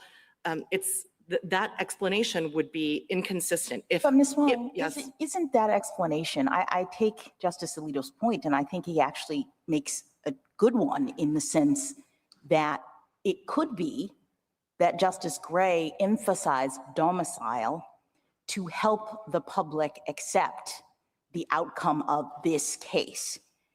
You're suggesting that the emphasis on domicile was not a part of the rule, meaning he wasn't saying you had to be like a foreigner who is doing everything they can and who can't be naturalized, but he might have emphasized those facts in this case precisely because Chinese immigrants were unwanted, precisely because he had to get this out into the public and people were going to say, whoa, you're saying these people have to, this baby has to be a citizen? And so one could imagine that it was important from a standpoint of helping people accept this citizen rule under these circumstances to emphasize that these particular people in this case were in Justice Alito's first category. I think that is very possible, Justice Jackson. And as evidence of that, I would point to the fact that if you look at the briefing in Wong Kim Ark, you'll see that even though the parties had stipulated in the district court that Wong Kim Ark's parents were domiciled in the United States, when the case came to the Supreme Court, the government's brief argued that it was impossible for Chinese immigrants to have domicile because they expressed the view that was common among people who opposed immigration by Chinese nationals to the United States. There was a common view that Chinese people were inherently temporary sojourners in the country. And so I do think it's possible, Justice Alito and Justice Jackson, that he was trying to dispel that notion and tell the government. Absolutely, that at least it reads as though he's trying to calm everyone down. These particular people were domiciled, but we're following the English common law rule. And when you look at the English common law rule, domicile is not a factor. That's right. I think, you know, who knows why the majority opinion mentioned domicile. We know is a stipulated fact. We know the government tried to renege on that stipulation and rely on this assumption on the part of anti-Chinese advocates at that time that Chinese people couldn't form a domicile in the United States, and he followed the English common law rule. Ms. Wang, can I move? Go ahead. I just wanted to ask you a question about how the exceptions fit within the general rule. You've called them exceptions, and some of the common law sources call them exceptions, so I take that point. But if we think of use solely as tied to the territory, and we look at the exceptions as territorial in a sense, then they seem kind of like natural outgrowths of that rule, and this is what I mean, and this is where I want your help with how the exceptions played out in practice. If you look at Indian reservations as unique places because Indians were quasi-sovereigns, separate nations in the American system. If you look at occupied alien territory as territory that's outside the jurisdiction of the United States, and then if you look at the diplomatic exception, almost like diplomats and their children had little bubbles around them, like the embassy is really the territory of that country. And even when they're traveling around, they're all not subject to the jurisdiction by virtue of this territorial fiction. Are those just applications of the rule? And if they are, then what happens to alien enemies like the German spies in Ex parte Quirin, or what happens to Indians who are actually not on the reservation but may be born, say, in Baton Rouge? How does the rule apply in those situations? Does it travel with the person, or is it tied in some sense to the land? Sure. So let me answer each part in turn. So the thing that all of the exceptions have in common, again, is this sense that the person has this fiction of extraterritoriality around them. Let's set aside the Indian tribal exception for a moment and come back to it. So the example of enemy aliens, for example, ex parte Quirin, is one that is answered by Justice Story in both Inglis and in Rice. And the touchstone under the American application of English common law was that in wartime, the touchstone is whether there's a foreign occupation of US territory. So, and that's, just to interrupt for 1 second to Sure. clarify, and that is territorial. Sometimes it just seemed to me that the rule varied. Sometimes it was stated as enemy alien, and sometimes it was focused on occupied territory. Sure. So the rule, I don't think there's a separate rule for enemy aliens, and the government's briefs describe the exception as an enemy alien exception. I don't think that is the best way to think about it. Rice and English tell you that when the British forces are occupying Castile, Maine, no one is subject to US jurisdiction there because Britain is governing Castile, Maine.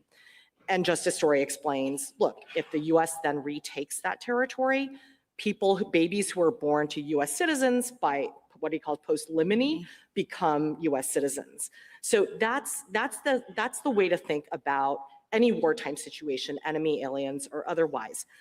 As we heard earlier, Professor Muller's amicus brief tells us how we've thought about enemy aliens in wartime. Even in World War II, when the United States was detaining Japanese nationals who were deemed enemy aliens of the United States, when those enemy aliens had babies in these detention camps, everyone agreed that those babies were US citizens. And Professor Muller goes on to explain that there are many cases of those US citizens going on to a lifetime of government service to the United States. Everyone agrees those babies are US citizens like everyone else. So again, the touchstone for enemy aliens is So what there an about occupation? Indians? What about the Indian who's off the reservation or born off of a reservation? Sure. So to start with the basics, I'll refer to the Indian tribal exception just to use the term of art. The Indian tribal exception, Elk versus Wilkins tells us, comes from the constitutionally unique status of Indian tribes. In the Indian Commerce Clause, we know that tribes are treated as basically quasi-sovereign nations. We know that from the Marshall trilogy of cases. We know from Worcester versus Georgia, where Chief Justice Marshall said that the tribes are essentially a distinct political community. Well, I understand all that. So just in the interest of time, just to focus you, how I understand why the Indians are treated differently for purposes of the law, but I want to know, is it tied to territory or is it tied to the status of someone as a member of a tribe? Because if you're looking at it because of the special relationship of Indians to the United States as a matter of the Constitution, et cetera, well, I mean, citizens of France are citizens of a different sovereign as well. Sure. So Elk versus Wilkins doesn't really answer that question. The court says there are two ways to look at this.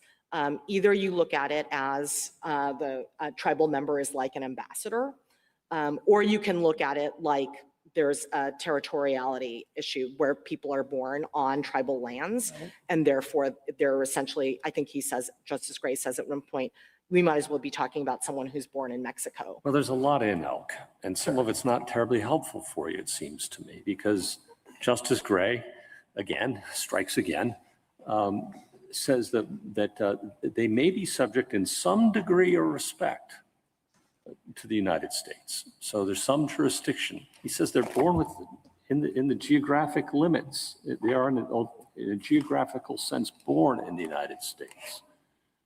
But because they are not completely subject to the jurisdiction of the United States and owe allegiance distinct from the United States, that's what takes them outside. And that language sure sounds a lot like the Solicitor General's presentation today. To the contrary, Justice Gorsuch, I embrace that part of Elk versus Wilkins' holding. Justice Gray, of course, wrote both Wong Kim Ark. I know, and it's a struggle. Sure. Let me try to help you out with that. You know, the government tries to make it seem as though what sets the exceptions apart, what defines the exceptions, is that the government has some maximum theoretical power. The government could have exercised plenary regulatory power over the tribes, and therefore that's the same situation as a foreign national in the United States. But that's actually not true, because remember, if there's always this background notion, whatever the parameters of the relationship between the United States government and tribal nations at that time of ratification, there was this constitutionally distinct status of the tribes and tribal members, setting them, excluding from apportionment, which was renewed in the 14th Amendment. And that's not true for nationals. If the government were right, that the question is, what's the maximum theoretical power the government has, there'd be no ambassador exception, because of course the United States could decide in some instance to go ahead and prosecute an ambassador. There would be inter-sovereign comity considerations there. That's how you define the exceptions. And as Wong Kim Ark says, Elk versus Wilkins has no bearing on the question of foreign nationals. Ms. Wong, on the earlier answer you gave to Justice Gorsuch on the temporary sojourners cases, those were distinct cases, correct, where the parents had come to the US and didn't want to give citizenship to their kids, took them out immediately, correct? I'm sorry, Justice Sotomayor, I'm not sure which cases you're referring to. All right, that we can look at. Okay. Ms. Wang, would you agree that the citizenship test in the 14th Amendment is the same as the test in the 1866 Civil Rights Act? So the words are obviously different. What Wong Kim Ark tells us and what the debates tell us is that the framers, it was the same Congress, obviously, framing both. Congress was trying to do the same thing with both the 1866 Act and with the 14th Amendment. They wanted to capture the common law exceptions and the Indian tribal exception. They started out with the two separate phrases, not subject to any foreign power, plus excluding Indians not taxed. And as Justice Gray described it in his majority opinion in Wong Kim Ark, they decided to switch to the affirmative phrase, subject to the jurisdiction. Yeah, well, do they mean the same thing? And wouldn't it be very odd if the citizenship test in the 14th Amendment were broader than the citizenship test in the 1866 Civil Rights Act, particularly in the light of the fact that the 1866 Civil Rights Act was reenacted after the adoption of the 14th Amendment and remained in place until 1940? Sure, the framers were trying to do the same thing with the language in both. Okay, so then I think we can turn to the language of the 1866 Civil Rights Act because it's more straightforward. Subject to the jurisdiction thereof is like the puzzle wrapped in an enigma, wrapped in a mystery, but not subject to any foreign power is pretty straightforward. So let me give you these examples. A boy is born here to an Iranian father who has entered the country illegally. That boy is automatically an Iranian national at birth, and he has a duty to provide military service to the Iranian government. Is he not subject to any foreign power? Not within the meaning of the 1866 Act, Justice Alito. And that's clear from Wong Kim Ark, and it's clear from the debates. What the framers meant by the phrase not subject to any foreign power was referring to the ambassador exception. If it meant what the government contends, basically not a subject of any foreign power, that another country considers you a jus sanguinis citizen, then lawful permanent residents, all foreign nationals. Well, ordinary public meaning of that would certainly encompass that void, would it not? Justice Alito, if you think that the language of the 1866 Act was ambiguous, as Wong Kim Ark says, the shift to the language of the 14th Amendment, which is the operative text, certainly clears up any ambiguity. What I said about a boy born to an Iranian father is true of children born here to parents who are nationals of other countries. If I'm correct, it's true to a child who's born here to Russian parents. It's true to a child who's born here to Mexican parents. They're automatically citizens or nationals of those countries and have a duty of military service. It sure seems like that makes them subject to a foreign power. But again, Justice Alito, that would have meant that the children of Irish, Italian, and other immigrants, which Wong Kim Ark refers to and the framers refer to, would not have been citizens either. Because if the only test is whether that US-born child is considered a citizen by another country under their jus sanguinis laws, then no foreign nationals' children would be in all of those cases, the parents could be naturalized, and then the children would be derivatively naturalized when the parents were naturalized. Wong Kim Ark, I'm sorry, the red light is on. Wong Kim Ark has a passage explaining how this court should treat dicta. And it quotes something that John Marshall said. It is well, this is quoting from Wong Kim Ark, it is well to bear in mind the oft-quoted words of Chief Justice Marshall, it is a maxim not to be disregarded, that general expressions in every opinion are to be taken in connection with the case in which those expressions are used. If they go beyond the case, they may be respected, but ought not to control the judgment in a subsequent suit when the very point is presented for a decision. So does that fall within the, what's good for the goose is good for the gander rule? That's how Wong Kim Ark treats what was said in the slaughterhouse cases. Should we apply that same rule to Wong Kim Ark itself? Wong Kim Ark tells you what to make of the slaughterhouse dicta.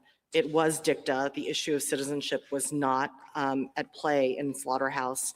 And in contrast, the parts of the holding, the parts of the decision that I alluded to are the controlling rule of decision. Again, we look to the English common law in construing the 14th Amendment. Thank you, counsel. Justice Thomas, anything further, Justice Alito? Well, just a couple more questions. So if those who framed and adopted the 14th Amendment had wanted to limit the citizenship test to just those specific groups that you concede,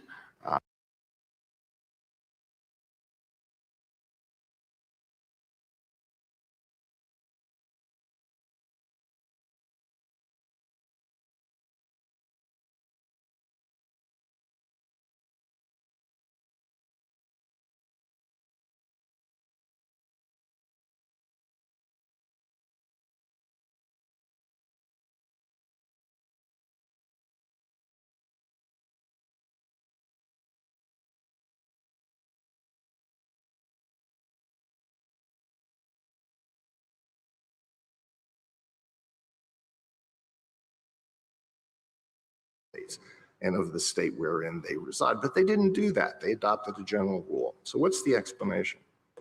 I would say the Wong Kim Ark tells us what the explanation is, that the framers of the 14th Amendment, after overriding President Johnson's veto, wanted to adopt a universal rule with a closed set of exceptions. And they believed that, subject to the jurisdiction of the United States, did that. And that term does describe both the universal general rule and the common law exceptions, with the sole additional American exception for tribal Indians. Thank you. Justice Sotomayor? Ms. Wang, I don't I've not quite understood the Solicitor General's argument that lawful domicile somehow changes the U.S.'s dominion over a person or allegiance. Even in Justice Alito's examples, if your parents are Iranian, if you get lawful permanent residency here, that child still, by their laws, when it leaves the United States, must serve in the Iranian army, correct? Well, I don't know the answer to that. What I can tell you is that under Wong Kim Ark, the court says, we don't care about problems of dual nationality. We don't look to other countries' laws in construing our 14th Amendment. Well, it was undisputed there that Wong Kim Ark's parents owed loyalties to China, correct? Sure, yes. What I'm saying is, even if you become a permanent resident, you're not a U.S. citizen. So your Correct. primary loyalty still remains with your citizenship country, wherever you came from. That's right, Justice Sotomayor. I take your point now. You understand what I'm saying? And during temporary, whether it's lawful or unlawful, temporary presence in the United States, you are subject to the U.S. laws, correct? That's right. The question that the 14th Amendment asks is whether the U.S.-born child is subject to U.S. jurisdiction when they're born. Meaning, are they within the U.S. territory? Exactly, other than people covered by that closed set of exceptions. Okay, thank you. That's right. In other words, the government's rule, which really is looking at whether someone has a divided allegiance because they're a citizen of another country, would exclude the children of all foreign nationals. And that isn't what they're saying. Exactly. So the only way that allegiance, lawful or unlawful, has no play in this question. I would say that the relevance of allegiance is the relevance under the English common law rule that's embodied in the 14th Amendment. All persons born in the territory of the sovereign owe natural allegiance. Except for the three limited exceptions. Precisely. Justice Kagan? I think I'd like to take you back to the first question that Justice Alito asked General Sauer, and it was this question of, what do we do if we think we have a new problem that didn't exist at the time of the 14th Amendment? I don't think actually that the U.S. government argues the case this way, but let's put the U.S. government's arguments aside and just ask something like, well, everything that you're saying would suggest an answer to the question of people who, the children of people who are temporarily in the U.S. but here lawfully. Is there any way that there might be a different answer with respect to the children of people who are here unlawfully because of this new problem issue that Justice Alito has raised? No, there is no difference. And of course, the government's arguments as to people who are unauthorized immigrants in this country all runs through and hinges on their domicile requirement. The first thing I would say in response is that, once again, it's crystal clear from Wong Kim Ark and from the debates that the framers of the 14th Amendment meant to have a universal common law rule of citizenship subject to the closed set of exceptions. And we can't take the current administration's policy considerations into account to try to re-engineer and radically reinterpret the original meaning of the 14th Amendment. The second point I would make is that, in fact, the framers did consider the concept and the actual problems of immigration that were coming up at that time. In addition to this, notable exchange between Senator Cowan and Senator Conness, where Cowan says, if we have this citizenship clause as part of the Constitution, we are going to encourage these gypsies, what he called gypsies, Roma, in Pennsylvania, whom he characterized as invaders, trespassers, and lawbreakers. We'll encourage them to come into our country because their children will be citizens.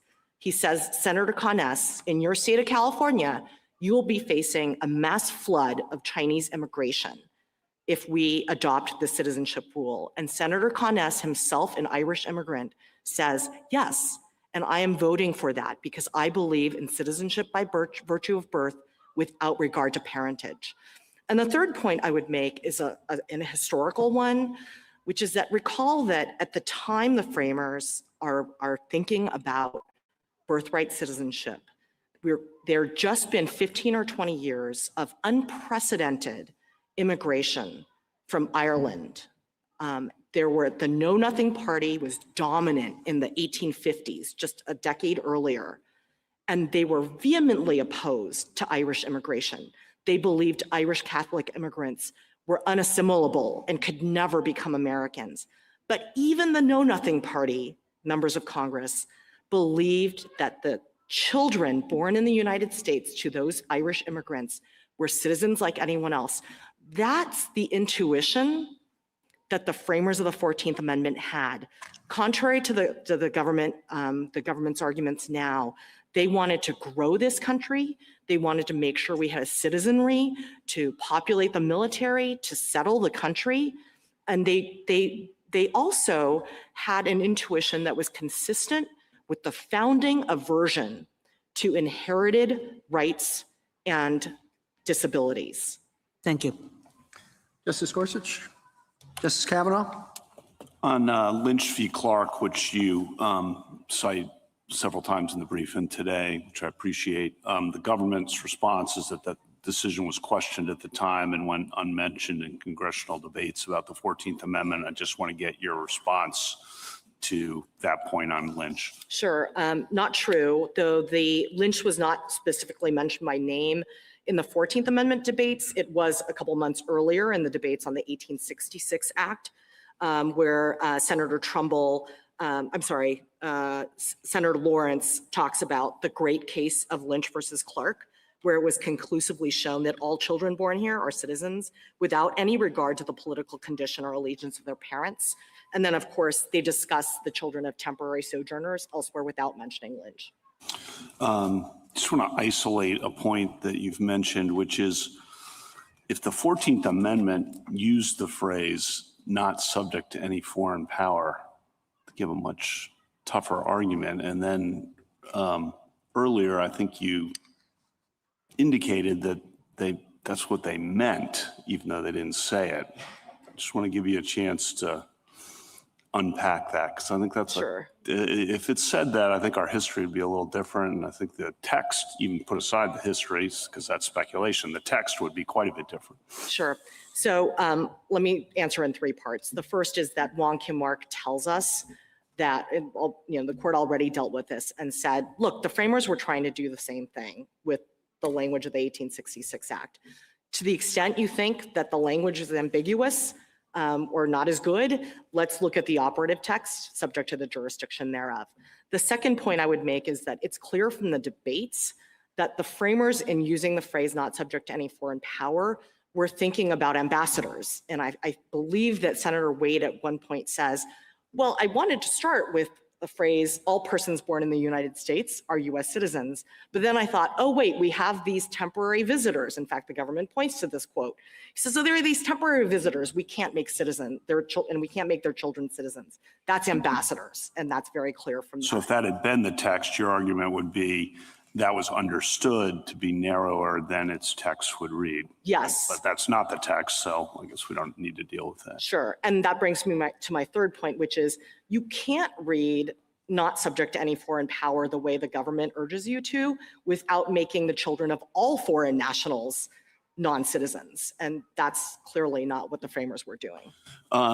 Justice Alito and Justice Kagan raised an interpretive question that I think is important, which is, are the exceptions, you've used the word closed many times, frozen, or do we reason by analogy to the exceptions that existed based on things that were unforeseen at the time? This comes up in the Second Amendment now, comes up in free speech law.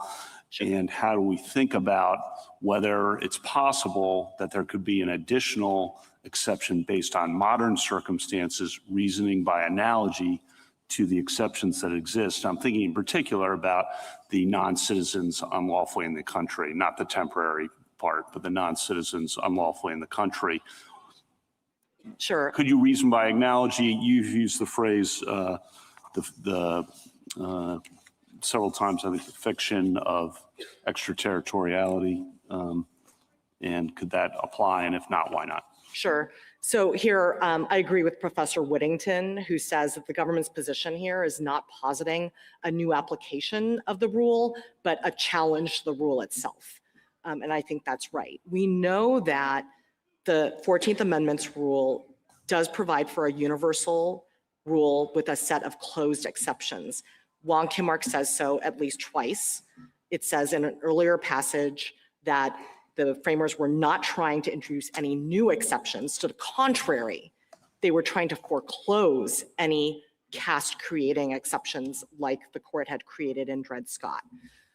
The second reason we know this is that the debates themselves had the framers saying, number one, we are declaring what is already the law in this country, at least for white Americans, and we are putting any further exceptions to birthright citizenship outside the reach of any future Congress. They were very concerned about that. That's the whole impetus for the Citizenship Clause. And the third thing I would say is that that it would be contrary to the central purpose of the 14th Amendment Citizenship Clause to admit new exceptions. For all those reasons, the entire history of the Citizenship Clause is driven by the notion that we don't want to have any other exceptions. And then relatedly, just a separation of powers point, but get your answer. I understand your point about the executive order, but Congress's authority under Section 5 of the 14th Amendment, I guess the answer you just gave means they don't have any authority to look at this, even if they passed it 435-0 in the House and 100-0 in the Senate and said, we're carving out a new, by analogy to the existing categories, a new exception. Your point is, no, they're closed, they're frozen forever. Correct. And the way I would put it is that the Citizenship Clause of the 14th Amendment, again, has a universal rule with a closed set of exceptions. It sets a floor. So the Congress has, under the Naturalization Clause, the power to expand citizenship to other people not covered by the 14th Amendment, and obviously they have in many ways, but they can't go below that floor that the Constitution sets. I think Mr. Sauer acknowledged that, and you mentioned this in your opening, that if we agree with you on how to read Wong Kim Ark, then you win. So that could be if we did agree with you on Wong Kim Ark, that could be just a short opinion, right? That says the better reading is Respondent's reading. Government doesn't ask us to overrule, affirmed. Yes. That's that. Then last question though, why would we address the constitutional issue? This is the last one. Why would we address the constitutional issue given your argument on the statutory? Our usual practice, as you're well aware, of course, is to resolve things on statutory grounds and not to do a constitutional ground. Sure. You know, I think we obviously have these two paths to a win here. We're happy to win on either or both of them. I do think it would be prudent for the court to reaffirm its decision in Wong Kim Ark, where it's a landmark decision about the definition of national citizenship in this country. I just think it would be prudent for the court to go ahead and reaffirm that. But of course, we're happy to take a win on any ground. Thank you. Thank you. Justice Jackson? I'm sorry, Justice Barrett. So I have a question about the exceptions again. So in your interchange with Justice Kavanaugh just now, you were talking about it as a closed set of exceptions. And said that way, it sounds like exceptions that people had in mind at the time of the ratification, but that were not explicit in the amendment. But I took your brief to be arguing that subject to the jurisdiction thereof is the language in the 14th Amendment that refers to those exceptions. Am I right? That's right. Okay. It describes them. It describes them. And would you say, this goes back to a question that Justice Gorsuch asked General Sauer, our relationship to the Indian tribes is different today than it was at the time that the 14th Amendment was ratified. Let's put aside Section 1401. Is a tribal Indian born on a reservation today on tribal land a natural born citizen under the 14th Amendment? Under the 14th Amendment, no. Of course, Congress has provided for citizenship for all tribal members in the By 1924 statute, Act. by statute. And so is that because what's subject to the jurisdiction of meant when you say closed set of exceptions, it means that the jurisdiction as it existed at the time of the 14th Amendment is still the jurisdiction today? So let me just be a little bit clear. You know, Justice Kavanaugh asked you if we could create new categories by analogy. So there may be other sorts of people who were present here to whom this subject to the jurisdiction in the same way that we were talking about, you know, the bubbles around ambassadors or the soil of occupied territory or the soil of tribal land. Perhaps those new carve-outs could exist by analogy today. Like if the United States carved out some portion of some state and suspended it from its jurisdiction. Wouldn't the principle still apply? No, Justice Barrett, for two reasons. The first is, again, that there is a closed set. But why is it closed? The language doesn't say it's closed. Sure, we know it's closed because Congress's, the very purpose of the Citizenship Clause was to foreclose new exceptions. That's clear from the debates. And I would say that the language describes a closed set as well, because you can't imagine another situation. The government's trying to make us imagine another situation, right? They say, look, what if Congress, in order to do an end run, in order to change the meaning of the 14th Amendment as to unauthorized immigrants' children, Congress can say, we are not going to exercise jurisdiction. Well, not quite, because it's redefining jurisdiction. It's not quite analogous, right? Because the government's domicile theory is a little bit different than the jus soli theory, right? Sure, that's right. I'm just saying that in the second step of their argument as to undocumented immigrants, where they have to get around the fact that undocumented immigrants, by and large, are domiciled in the United States, they're trying to say, look, we're gonna manipulate the law either to define domicile or to carve out, to say, just wave a magic wand and say these babies are not subject to the jurisdiction of the United States. There's still a missing factor under that original meaning of the 14th Amendment, and that's that there is another sovereign who can exercise jurisdiction over this person, even though they're in the United States. And this gets me back to a question you asked, Justice Alito. The difference between an ordinary non-ambassador foreign national and everyone who's subject to one of those jurisdictions is that even if you take the government's argument and say a foreign national is subject to their country of nationality's jurisdiction in the United States, is actually not true. If I'm a French national in the United States, France cannot come into the United States, arrest me, and try me for a crime under French law. And that's what sets ordinary foreign nationals apart from ambassadors. Well, no, I mean, I understand. That wasn't quite the hypothetical. I understand that. Let me just ask you, no, that's okay. Let me just ask you one last question about Indians. So I gather what you're saying is that Congress cannot expand the set of, we'll call them exceptions, right? But you're saying it can't contract them either, and that was the Indian example. So what if, again, putting aside Section 1401, what if our relationship with tribal Indians has changed so much that we would say, no, Indians really are fully subject to the jurisdiction of the United States in the way any other, natural-born citizen is? You're saying that that doesn't change the constitutional status of Indian citizenship.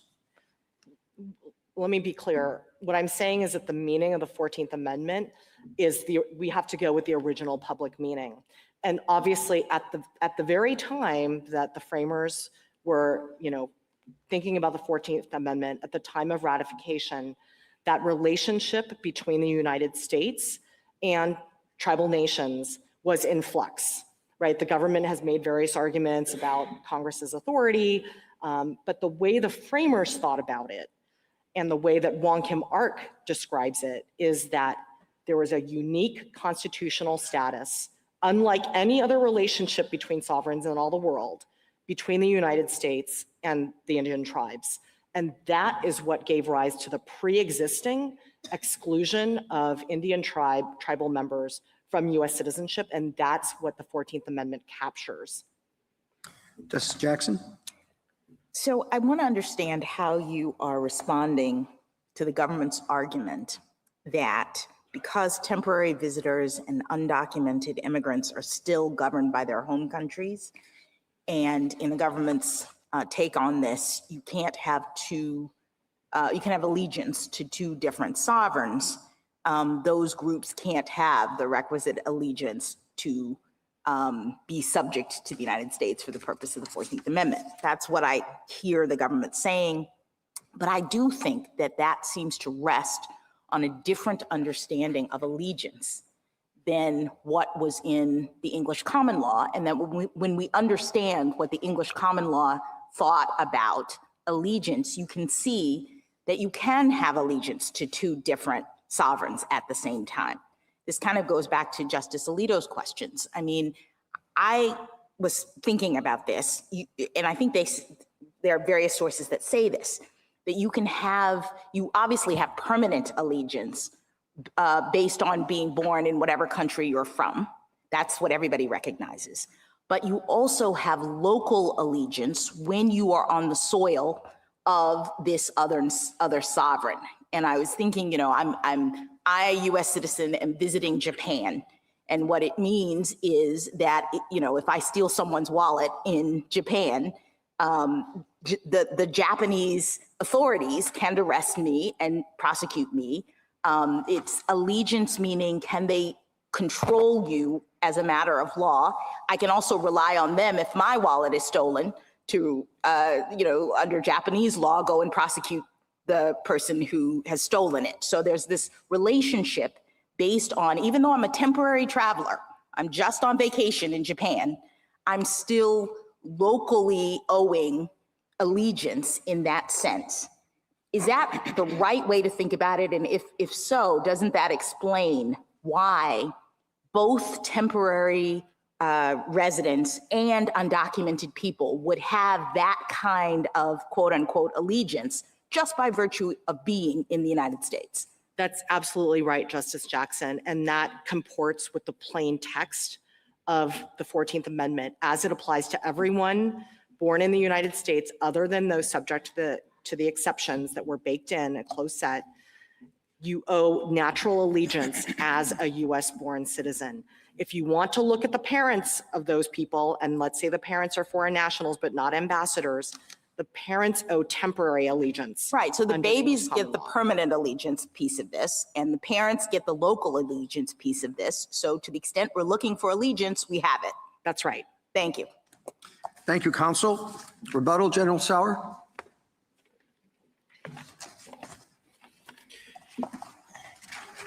Thank you, Mr. Chief Justice.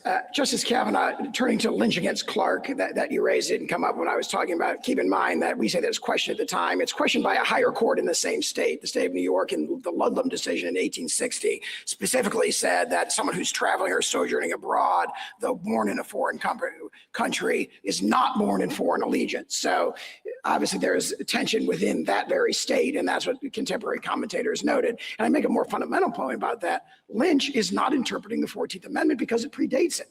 So it's not looking at the language of the 14th Amendment. It's looking at, what does the word citizen mean, for example, in the clause. So there's an anachronism to their reliance on it. And I think that turns to a point that Justice Alito emphasized. Once you get to that language of the 1866 Civil Rights Act, where Congress said not subject to any foreign power, clearly, we are no longer dealing with the British conception of allegiance, because Calvin's case and Blackstone say whether you're subject to another foreign power is irrelevant to whether or not you become a citizen. So again, the concession that I heard to be made that those two mean the same thing, which this court held in General Building Contractors, that the Civil Rights Act has the same scope as the Citizenship Clause of the 14th Amendment.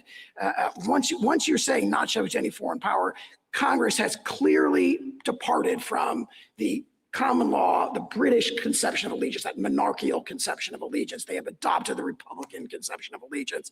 And there's all kinds of evidence going back to the late 1700s that that's the way they thought about it. And there was a reference, I think, in my friend's presentation about the Marshall Woodworth treatise from the late 1890s.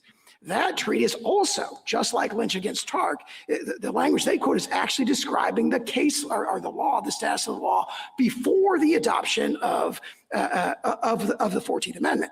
So, but if you actually look at the treatises we cite again, I mean, Wharton, Morse, Justice Samuel Miller of this court, Lesser, Black, Hall, Winchester, Taylor, Westlake, Ballat, there's this consensus going from the time of the 14th Amendment onward, and they're looking at the specific question of temporarily present individuals in the jurisdiction. All those sources say their children are not citizens. And that goes both before and after Wong Kim Ark. You see a similar consensus actually in the congressional debates, where whenever it comes up, temporary sojourners, it's understood, the context indicates it's clearly understood that those children are not citizens. And I would therefore finish where I began with drawing a stark contrast and turn back to the first question that Justice Thomas acted. That Republican Congress in 1866 had a very, very clear understanding that the children of the newly freed slaves have the requisite allegiance to the United States. This was all about overruling the grave injustice of Dred Scott and making sure that allegiance was granted to the children of slaves. However, you have this contrast of a very, very strong, impressive consensus, both in the original understanding, in the congressional debates, and carrying over into commentators for 50 years afterwards, that the children of temporary sojourners are not covered. And for those reasons, we ask the court to reverse. Thank you, counsel. General, the case is submitted.